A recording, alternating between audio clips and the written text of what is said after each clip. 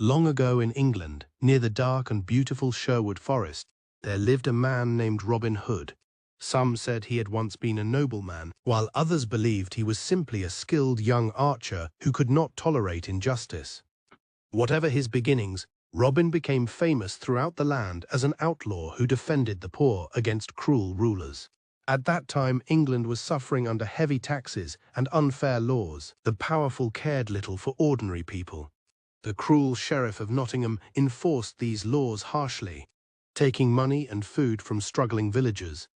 Many people lived in fear. Robin could not ignore what was happening. After standing up to corrupt officials, he was declared an outlaw and forced to flee into Sherwood Forest. There, among the towering trees and hidden trails, Robin built a new life. One by one, loyal companions joined him. Together they became known as the Merry Men. The strongest among them was Little John, a giant man with a good heart. Legend says Robin first met Little John on a narrow bridge crossing a stream. Neither man would step aside, so they fought with staffs above the water. Little John knocked Robin into the river, but instead of becoming angry, Robin laughed and invited him to join the band. Other companions soon followed. Friar Tuck, a cheerful monk who enjoyed food and fighting. Will Scarlet, quick-tempered and stylish, and brave Maid Marian, who cared deeply for the poor and often helped Robin in secret.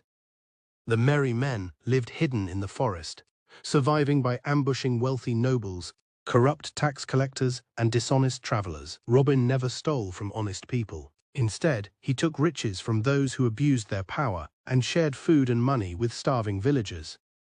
Soon, stories about Robin Hood spread across England. To the rulers, he was a criminal, but to the common people, he became a hero. The Sheriff of Nottingham grew furious. Again and again, he tried to capture Robin Hood. But Robin was clever and impossible to predict. Sometimes he disguised himself as a beggar or merchant to sneak through the town unnoticed. Other times he tricked the sheriff into humiliating himself before crowds of laughing villagers. One day, the sheriff announced a grand archery contest.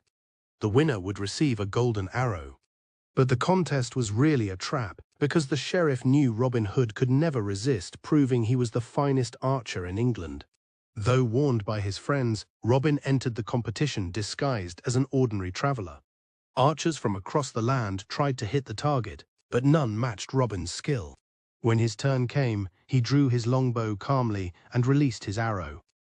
It flew straight into the center of the target, splitting another arrow already lodged there. Immediately, the Merry Men appeared from hidden places around the field. Arrows rained through the air as chaos spread. "Robin Hood," they shouted.